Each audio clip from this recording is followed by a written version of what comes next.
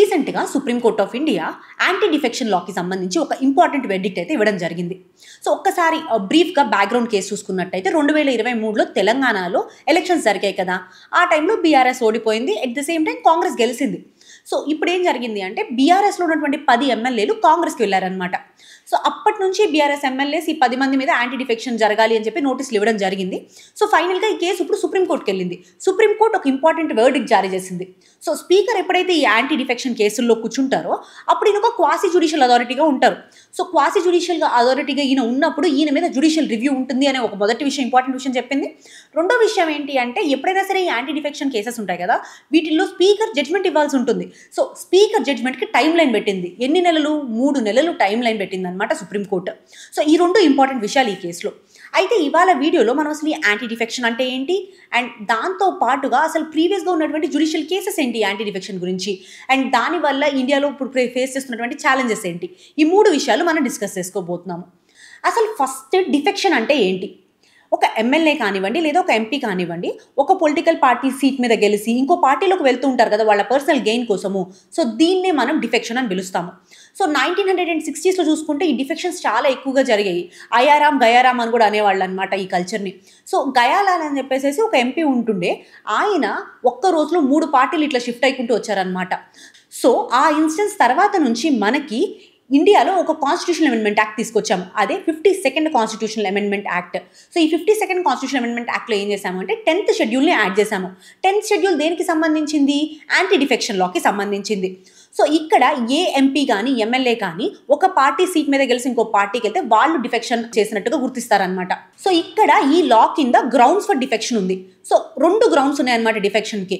ఒకవేళ ఒక పర్సన్ వాలంటరీగా ఆ పార్టీ యొక్క మెంబర్షిప్ని గివప్ చేసినట్టయితే.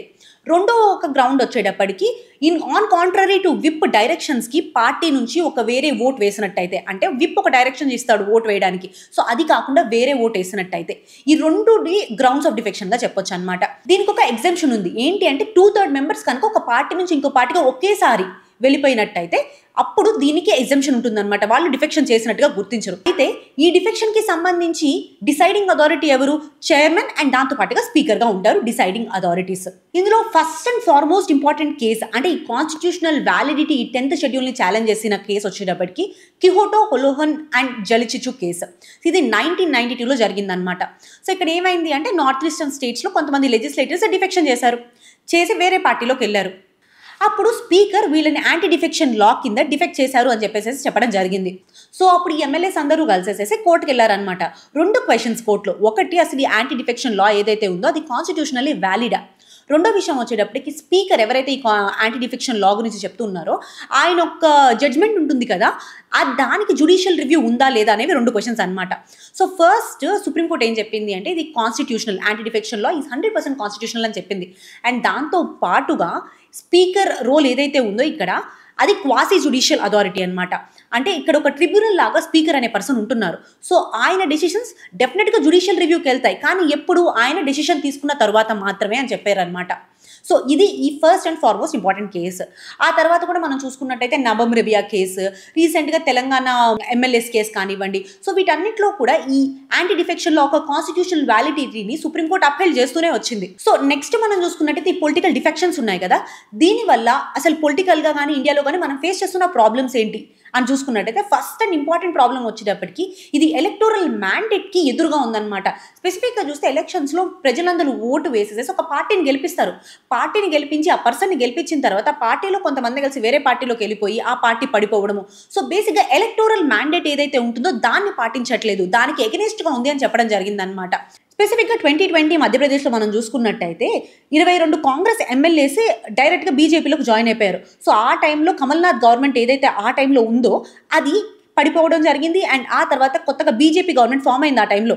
అలానే కాకుండా ఎలక్టెడ్ గవర్నమెంట్స్ ఏవైతే ఉంటాయో ఆ ఎలక్టెడ్ గవర్నమెంట్స్ కూడా డీస్టెబిలైజ్ అయిపోతూ ఉంటాయి. అంటే డెమోక్రటిక్గా అంటే మనం ఎలక్ట్ చేసుకున్నటువంటి గవర్నమెంట్స్ డీస్టెబిలైజ్ అవుతాయి. రెండో మేజర్ ఇష్యూ ఏంటి అంటే స్పీకర్ రోల్. ఇక్కడ స్పీకర్ చూసుకున్నట్టయితే స్పీకర్ ఎక్కడి నుంచి వస్తారు? ఎలక్ట్ చేయబడినటువంటి, అంటే ఏదైతే పార్టీ ఇప్పుడు పవర్లో ఉందో అక్కడ నుంచే స్పీకర్ వస్తారు కదా. సో ఆబ్వియస్గా స్పీకర్కి కొంచెం పార్షియల్ రోల్ అనేది ఉంటుంది ఇక్కడ. ఆయన న్యూట్రల్గా బిహేవ్ చేయట్లేదని చాలా కేసెస్లో మనం చూస్తూనే ఉన్నాం. రీసెంట్గా ఈ బీఆర్ఎస్ ఎమ్మెల్యేస్ కేసులో కూడా మనం చూసుకున్నట్టయితే స్పీకర్ దాదాపు 7 నెలల పాటు అసలు దాని గురించి ఏమీ తీసుకొని రాలేదు, నోటీస్ తీసుకొని కూడా తీసుకోలేదు. సో దీన్ని బట్టి మనకి స్పీకర్ యొక్క partial or non neutral role అనేది మనకు అర్థమవుతుంది. సో ఈ స్పీకర్ డిలేస్ వల్ల ఫర్దర్గా ఏమవుతుంది, స్పెసిఫిక్గా ఇంకొక కేసు చూసుకున్నట్టయితే మణిపూర్లో దాదాపు ఒక ఎమ్మెల్యేని డిఫెక్ట్ చేయడానికి 3 సంవత్సరాలు తీసుకున్నారనమాట. అసలు ఎలక్టెడ్ గవర్నమెంట్స్ ఉండేది 5 ఏళ్ళు.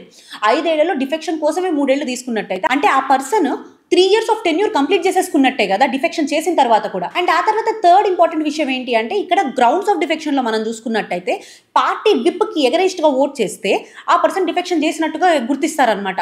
సో ఒక్కసారి మనం చూసుకున్నట్టయితే పార్టీ విప్ చెప్పినట్టు ప్రతిదానికి ఓట్ చేసుకుంటూ వెళ్తే ఇండివిజువల్గా ఒక ఎంపీకి కానీ ఒక ఎమ్మెల్యేకి కానివ్వండి ఇండివిజువల్గా వాళ్ళకున్న ఐడియాలజీస్ ఏంటి, ఆలోచనలు ఏంటి, సో వాటిని ముందుకు తీసుకెళ్లేది ఎట్లా అంటే ప్రజల యొక్క ఐడియాలజీస్ని వాళ్ళ ముందుకు పెట్టేది ఎట్లా, ఆల్వేస్ పార్టీ విప్ చెప్పినట్టు చేస్తూ వెళ్ళిపోతే. సో ఇదొక థర్డ్ మేజర్ రీజన్. ఫోర్త్ వచ్చేటప్పటికి ఈ మెర్జర్ క్లాజ్ ఉంది కదా, అంటే 2/3 ఆఫ్ ద మెంబర్స్ మెర్జ్ అయితే ప్రాబ్లం లేదు అని చెప్పేసి. సో దీనివల్ల ఏమవుతుందంటే హార్స్ ట్రేడింగ్ లాంటి ప్రాక్టీసెస్ ఒకేసారి ఒక జట్టులాగా అందరూ వెళ్ళిపోతూ ఉంటారనమాట. ఆబ్వియస్లీ అంతమంది వెళ్ళిపోయిన తర్వాత ఎలక్టెడ్ గవర్నమెంట్స్ పడిపోతూ ఉంటాయి. అండ్ ఇంకొకటి మనం రెగ్యులర్గా కూడా చూసినట్టయితే ఎవరైతే డిఫెక్ట్ చేసి ఇంకో పార్టీలోకి వెళ్తూ ఉంటారో వాళ్ళకి చూస్తే మినిస్టర్ పోస్టులు, పెద్ద పెద్ద పోస్టులు, లేకపోతే ఆరల్స్ మానిటరీగా ఏదైనా సపోర్ట్ చేయడాలు, సో మినిస్ట్రీస్ ఇవి ఇవ్వడం జరుగుతుంది. దీనివల్ల మనకేమవుతుందంటే సమ్ గెయిన్ కోసం ఆరల్స్ పర్సనల్ గెయిన్ కోసం పర్సన్ వెళ్ళడమే కానీ ఐడియాలజికల్గా షిఫ్ట్ అవుతున్నాయి, చాలా తక్కువ ఉన్నాయి ఈ మధ్య. సో ఇప్పుడు ఏమేమి కమిటీస్ ఏమేమి చెప్పాయి ఈ డిఫెక్షన్ గురించి అని చూద్దాము. లా కమిషన్ యొక్క 178th రిపోర్ట్ ఏం చెప్తుంది అంటే అసలు స్పీకర్ కాదు ఇక్కడ జ్యుడిషియల్ ఆర్ క్వాసి జ్యుడిషియల్ అథారిటీగా ఉండాల్సింది యాంటీ డిఫెక్షన్ లా కింద. ఒక ఇండిపెండెంట్ బాడీ ఉండాలి. ఆ ఇండిపెండెంట్ బాడీ ఆ డిఫెక్షన్ కానివ్వండి దానికి సంబంధించినటువంటి జడ్జ్మెంట్ ఇవ్వాల్సి ఉంటుంది. స్పీకర్ న్యూట్రల్గా ఉండడం కష్టం ఈ విషయంలో అని చెప్పేసి not only law commission, national commission for working review of constitution అని ఉంటుంది కదా, వాళ్ళు కూడా ఇదే విషయం చెప్పారు. అదే కాకుండా ద్వినేష్ గోస్వామి కమిటీ, సో ఈ కమిటీలో ఏం చెప్పారంటే విప్ యొక్క డైరెక్షన్స్ ఉన్నాయి కదా, అంటే మేజర్ థింగ్స్ ఏంటి, నో కాన్ఫిడెన్స్ మోషన్ కానివ్వండి లేదా మనీ బిల్ కానివ్వండి, సో అంతవరకు మాత్రమే ఉండాలి. ఒక ఇండివిజువల్ లెజిస్లేటర్ ఒక ప్రతి చాయిస్ని విప్ క్వశ్చన్ చేయకూడదు అని చెప్పేసి దినేష్ గోస్వామి కమిటీ చెప్పడం జరిగింది. అవే కాకుండా చాలా కమిటీస్ ఈ మెర్జర్ క్లాజ్ ఏదైతే ఉందో ఆ క్లాజ్ మొత్తాన్ని తీసేయాలి. అండ్ ఎవరైతే డిస్క్వాలిఫికేషన్ అయ్యారో అంటే ఈ డిఫెక్షన్ కింద వాళ్ళు మళ్ళీ అసలు ఎలక్షన్స్లో పోటీ చేయడానికి అవకాశం కల్పించకూడదు అని చెప్పేటటువంటి కమిటీ రిపోర్ట్స్ కూడా ఉన్నాయి మనకి. Thank you so much for listening us.